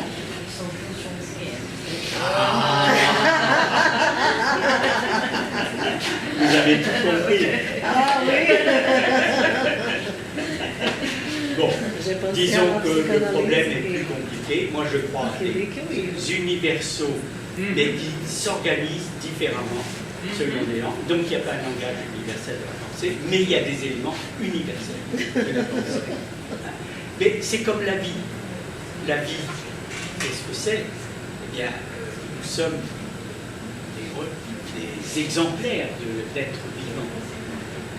Mais le chien aussi, la fourmi aussi, la plante aussi. Et on montre que les ingrédients, les organisations sont différents pour le chien, pour nous, l'être humain, pour la fourmi pour l'abeille. Autrement dit, il y a des organisations différentes, mais il y a les mêmes ingrédients. Bon, c'était une parenthèse. Donc, si vous voulez, ce qui est différencié dans une langue peut, dans une autre langue, ne pas l'être. Ça ne veut pas dire qu'elle ne peut pas l'exprimer, mais en recourant à des moyens non grammaticalisés. Oui, voilà. Ok. Bon, alors, là, je vous l'ai dit hier, il y a le référentiel externe, le référentiel énonciatif, l'acte énonciatif, et ici, ce point, lui, continue à avancer. Évidemment, il y aura bien un fin de la parole, mais lorsque je parle, ceci constitue un repère fixe. Pensez au bateau dont je parlais hier. Alors, hier, Luc chantait un opéra quand je suis arrivé. Bon, eh bien, l'imparfait, voilà. Il était en train de chanter. Il y a un point qui m'intéresse, qui est marqué par l'événement « Je suis arrivé ». Donc, au moment où il y a l'événement, le processus était en train de se faire.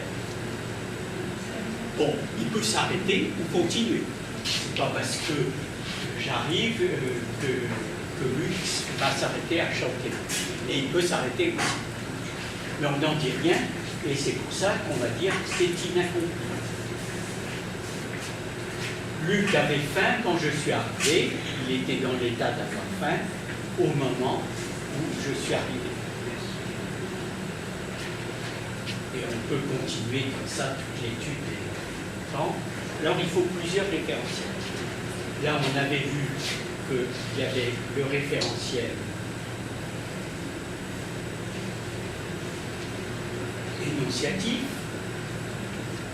et le référentiel externe. Et que justement, lorsqu'on parlait, on ne s'occupait pas de ce qui se passait dans le référentiel externe.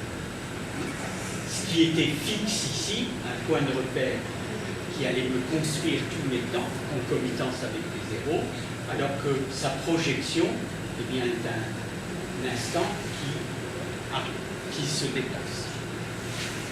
Mais je ne sais pas si vous vous rendez compte de l'extraordinaire maîtrise qu'a acquise l'homme pour gérer ce genre de choses.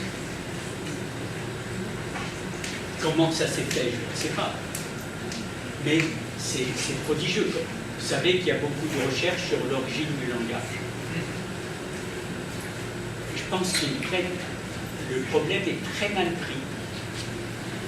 Parce que justement, c'est comment l'homme, dans son évolution, a pu se détacher du référentiel externe, du monde vécu, pour finalement dire « Ah ben, je vais créer un autre référentiel.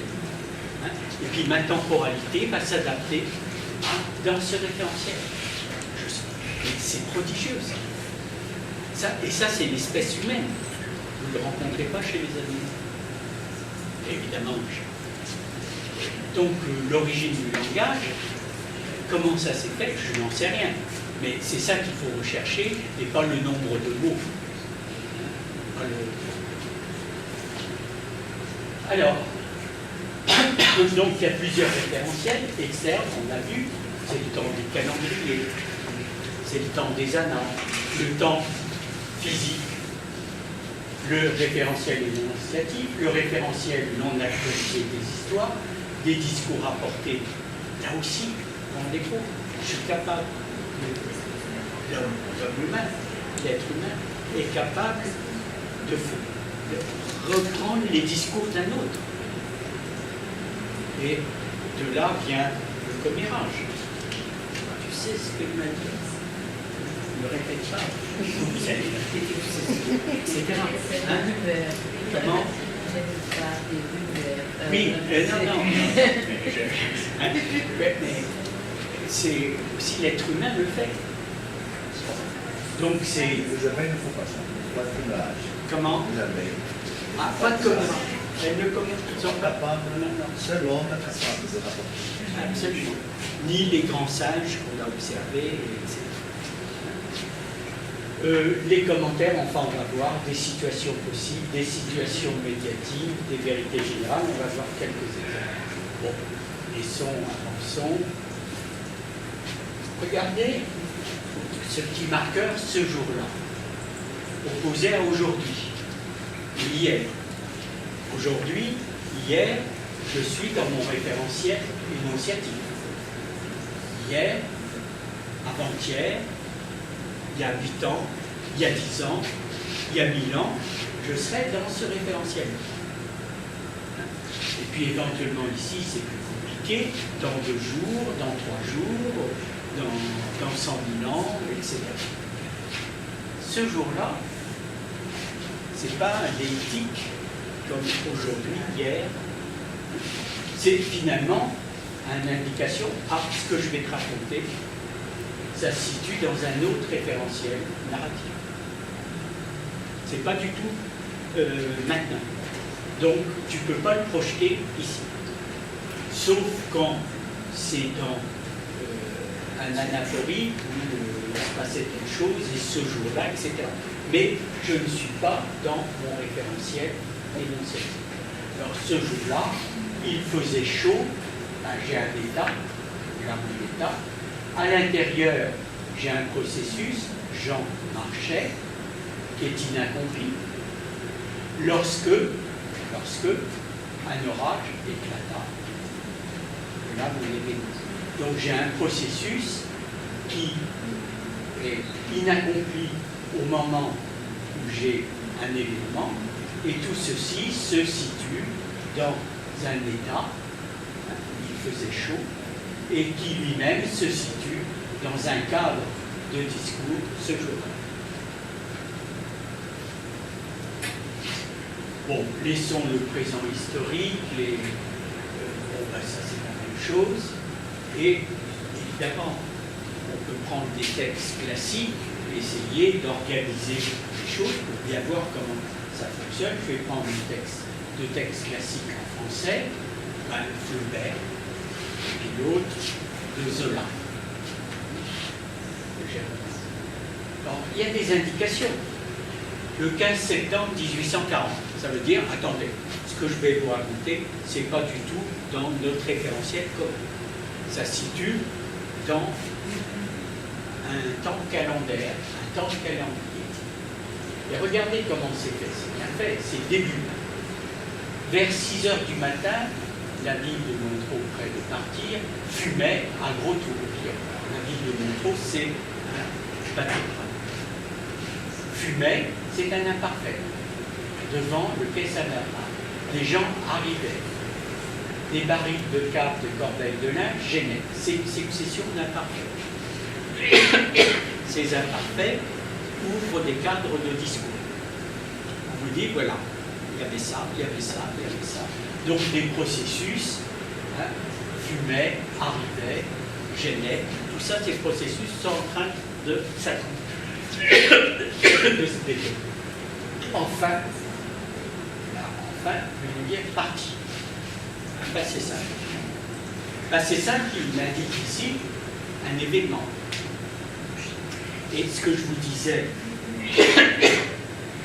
hier, je vous dis aujourd'hui, le passé simple est un indicateur qu'on situe dans le référentiel non actualisé, et pas dans le référentiel énonciatif. Je ne pourrais pas dire hier, en français contemporain. Hier, Jean partit à 3 heures. Ça se dit pas en français. Hier, Jean est parti à 3 heures. Ou hier, Jean partait à 3 heures lorsque le téléphone a sonné. Autrement dit, pour marquer des événements référentiels et initiatives, je vais employer le passé composé en français contemporain. Et jamais l'imparfait. Jamais le passé simple. Le passé simple me dit, tu es dans un autre référentiel. Qu'est-ce qu'on dit quelquefois? Le passé simple est en train de disparaître en français. Vous avez qui sont spécialistes du français, ont peut-être lu. C'est pas vrai. Évidemment, dans le rapport dialogal, nous sommes dans le référentiel énonciatif. On on ne va jamais employer le passé simple. Hein, mais dès que je raconte une histoire, le passé simple devient tout à fait naturel. On va vous dire, mais le passé simple est un temps de l'écrit uniquement. Oui, si on veut. Mais à l'oral aussi, je peux le dire à l'oral, ça. Mais c'est vrai que dans le dialogue, on va, puisqu'on est dans le référentiel énonciatif, on aura l'occasion d'utiliser le passé simple. Donc le passé simple, c'est vraiment un marqueur en français contemporain d'un événement dans le référentiel non actualisé. Filaire, alors j'ai regardé toute une série d'événements qui s'enchaînent. Un jeune homme de 18 ans à Chevaux et qui tenait, alors je décris ce qu'il est en train de faire, il tenait un album sous son bras, restait, il contemplait, là de nouveau, je décris une situation. Ce n'est pas des événements. Et puis il l'embrassa, bon, c'est un événement, d'un coup d'œil, même d'un dernier coup d'œil, l'île Saint-Louis, il poussa un grand soupir et s'en retournait. Alors, prenons maintenant le texte de Germinal, le début de Germinal, de Zola. Dans la plaine rase, sous une nuit sans étoiles et loin, un homme suivait le processus. Sur la grande route marchait là-dessus, 10 km de pavés, vent tout droit à travers les champs de traces. Devant lui, il ne voyait, je l'écris, il ne voyait même pas le sol noir et il n'avait la sensation de l'immense horizon. L'homme était parti. C'est un événement, un état antérieur. Il marchait, il occupait un espoir lointain. Depuis une heure, il avançait. Processus en train de se dérouler. Lorsque sur la gauche, à 2 km en dessous, il aperçut. Tout d'un coup, il y a un événement. Donc, il marchait, etc. Il avançait et un événement qui intervient. Il aperçut. Et d'abord, il hésita. Bon, on rentre dans le discours, dans le récit, il hésita, puis il ne put résister. J'ai eu cette succession d'événements qui m'ont arrêté, etc. Là, on va prendre un texte beaucoup plus simple. Là, c'est un texte qui n'est pas de Zola, qui n'est pas de Flaubert. C'est un texte de ma composition et qui n'a aucune valeur, évidemment. Mais ce jour-là, après une dure journée de travail, Marie entra, c'est ça, dans le bureau. Jean lisait un livre. Elle passa alors dans la cuisine pour y préparer un café. Il y a l'idée de projection vers le futur. Quelques minutes plus tard, Jean y rejoignit. Marie, deux points sont importants, c'est-à-dire, qu'est-ce qui se passe? Marie ne préparait pas un gâteau, mais elle regardait Michel Drucker à la télévision. Michel Drucker, c'est un animateur à la télévision. Le lendemain, le soir, ce jour-là, le lendemain, le soir, après ses cours, Marie commence. Alors, déjà, regardons tous ces petits mots qui sont là, ce jour-là, après. Le verbe entrer, évidemment, est important. Il lisait le grec, ça m'enchaîne par rapport à ce qui précède. Elle passa alors pour faire quelque chose. Quelques minutes plus tard, par rapport aux premiers événements, les rejoignait, etc. Donc, comment structurer tout ça? Regardons tous ces marqueurs. J'ai évidemment les verbes. C'est quand même ça qui me guide beaucoup. Mais également, j'ai tous ces marqueurs comme pour, après, quelques minutes plus tard, le lendemain, le soir, après, etc. Donc tous ces marqueurs, parce que là aussi, nous comprenons ce texte. On comprend un petit peu le français, on comprend ce texte. Mais comment on comprend? Comment on organise? Est-ce qu'il y a des organisations dans le texte qui nous permettent d'organiser les événements? Parce que la question avait été posée hier. Je sais qui posait cette question. Alors, j'ai un premier cadre temporel ce jour-là. Et après, bon, et là j'ai un événement. Ben, c'est ça qui me renvoie un événement.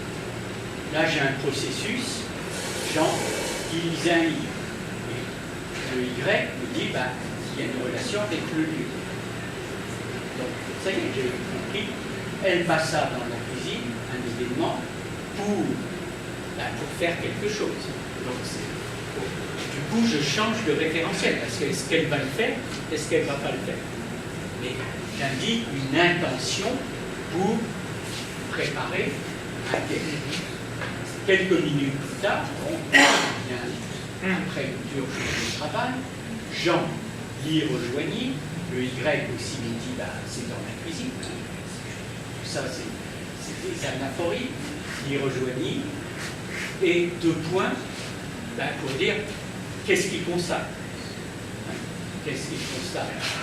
Marie me prépare bientôt, processus accompli avec une négation, ça veut dire que ce qui était prévu bah, se ne passe pas, mais elle faisait autre chose. Alors, on va essayer de voir comment organiser tout ceci en oubliant pour l'instant les verbes. Ce jour-là, j'ai ce premier cas, après, il y a une visée de cours. Et quelques minutes plus tard. Et ce jour-là, le lendemain, après, le soir, etc. Donc, sans même connaître les verbes, l'histoire, qui est Marie, qui est Jean, ou on s'en. C'est simplement cette organisation. Et donc, on a dit au cadre du discours suivant, je crois que c'est assez naturel, ce jour-là, après, Marie entra, premier événement, elle passa, et cet événement, eh bien, prend, comment dire, s'insère dans le processus en train de se développer. Jean lisait un livre. Donc l'événement ne vient pas l'interrompre, mais il est inaccompli au moment où j'ai l'événement. Ça ne veut pas dire que le processus va s'interrompre. D'accord? Donc finalement, je ne sais pas trop comment. Et elle passa, deuxième événement, alors pour cette fois-ci, un autre référentiel. Alors on est donc dans le référentiel non actualisé. Ce jour-là, c'est un marqueur. Donc, on va voir comment les choses s'organisent. Je dis ce jour-là, voilà. Donc je crée ce référentiel en disant, ah, tout ce que je vais raconter, vous dire, ça ne se situe pas dans mon référentiel, dans un livre.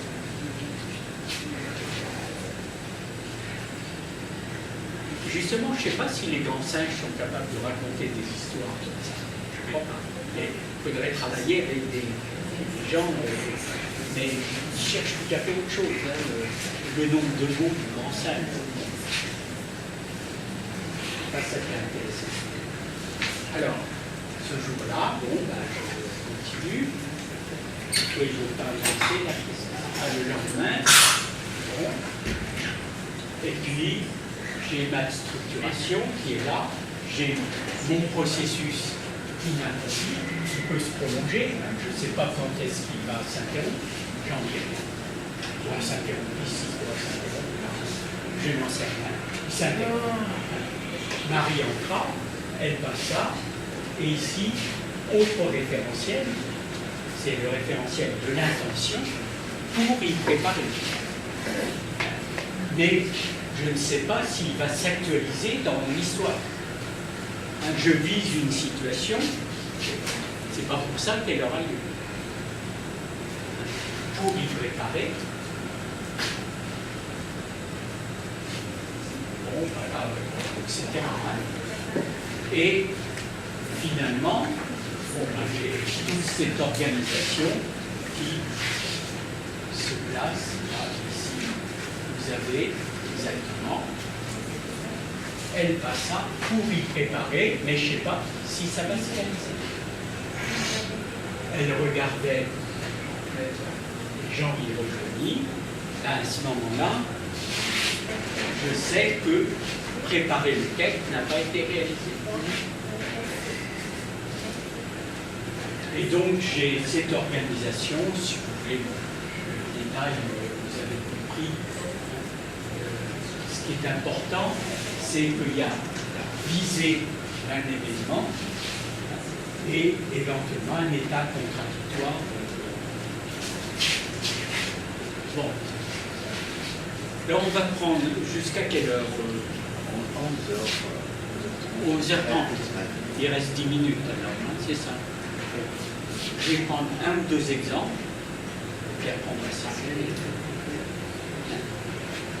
Construction de prise en charge médiatisée. Selon le procureur, selon le procureur, X serait coupable. Donc, pour le procureur, c'est ce que je dis, hein, c'est ce que je dis. Pour le procureur, X est coupable. C'est selon le procureur. Et là, je vais dire que pour moi, je ne suis pas sûr. Et donc, j'insiste ici, ce n'est pas le médiatif au sens de tout à l'heure, mais c'est quand même très proche. C'est plausible, puisque le procureur, c'est mon indice. Le procureur le dit, hein, mais je ne vais pas m'engager. C'est selon le procureur. Moi,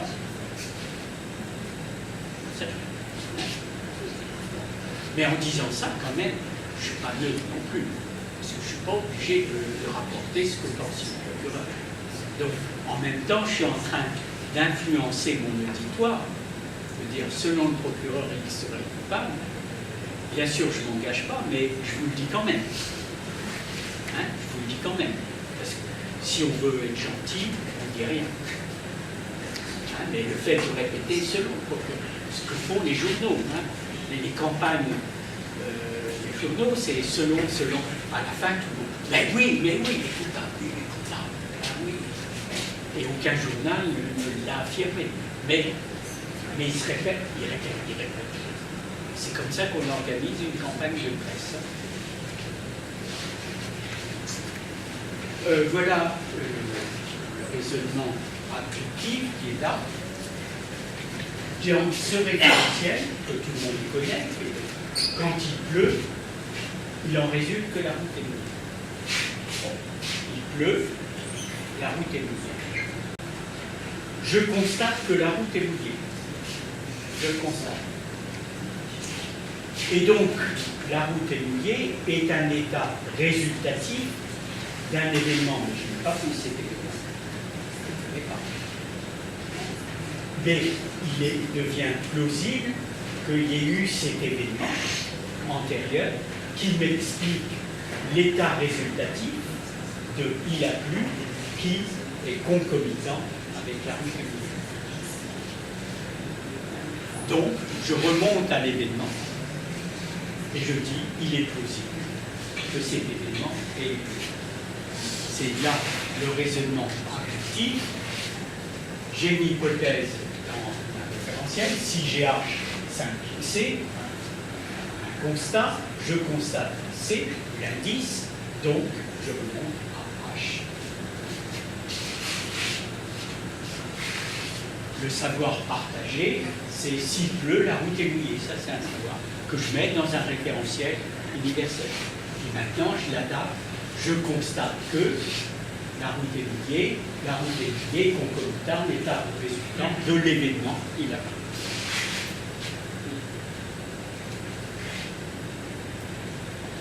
Ah, ça peut être une menace. Si tu fais un pas, je tire.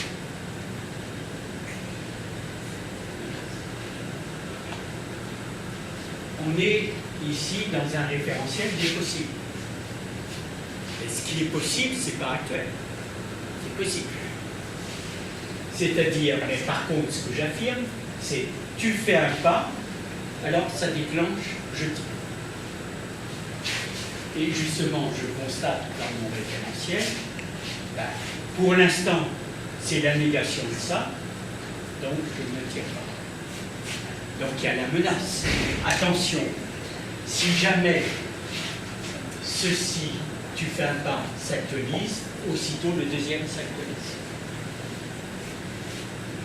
Et le si est tout à fait intéressant.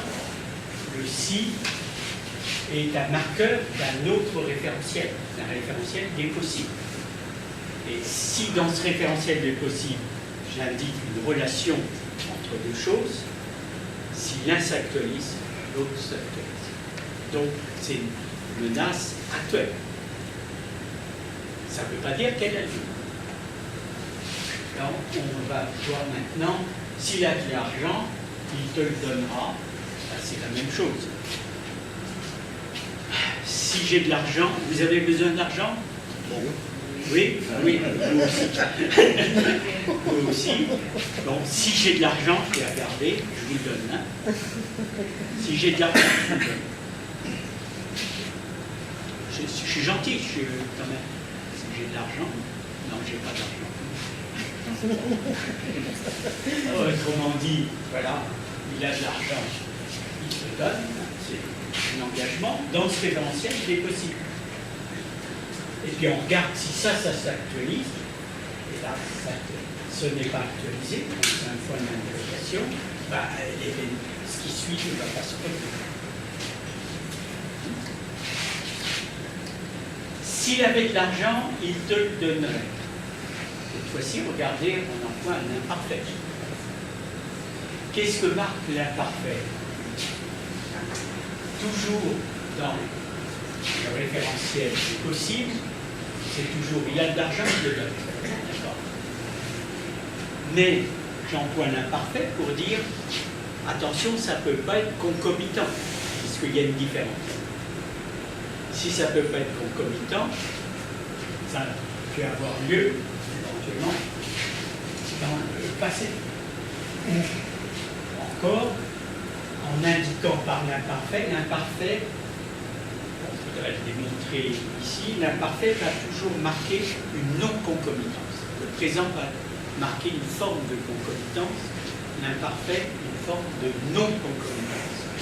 Donc ça veut dire, je ne pourrais jamais avoir la concomitance ici. Et tout le monde comprend, s'il avait de l'argent, il te le donnerait, que tu dois comprendre qu'il n'a pas d'argent. S'il a de l'argent, il te le donne. Attends, on va voir. On va voir. On va voir s'il a de l'argent. Bon, on va voir. Hein? S'il avait de l'argent, tout le monde comprend qu'il n'a pas d'argent actuellement. Et pourtant, on n'est pas nécessairement dans le passé. Alors, mais une situation contrefactuelle, s'il avait eu de l'argent à cette époque, il te l'aurait donné. Or, là, c'est la même chose. Il a de l'argent, il te donne. C'est dans un référentiel possible. Mais comme je connais le passé, je sais qu'il ne t'a pas donné de l'argent. Donc, parce qu'il n'avait pas d'argent à cette époque. Donc, il est dans une situation contrefactuelle. On pourrait continuer à prendre quelques exemples. Le dernier, si vous voulez. Si son père avait été absent, Marie partait à ce moment. Vous comprenez, que son père était présent à ce moment. C'est pour ça qu'elle n'est pas partie. Parce que je marque son père est absent, référentiel du possible, ça entraîne automatiquement l'énoncé, l'événement, Marie partie.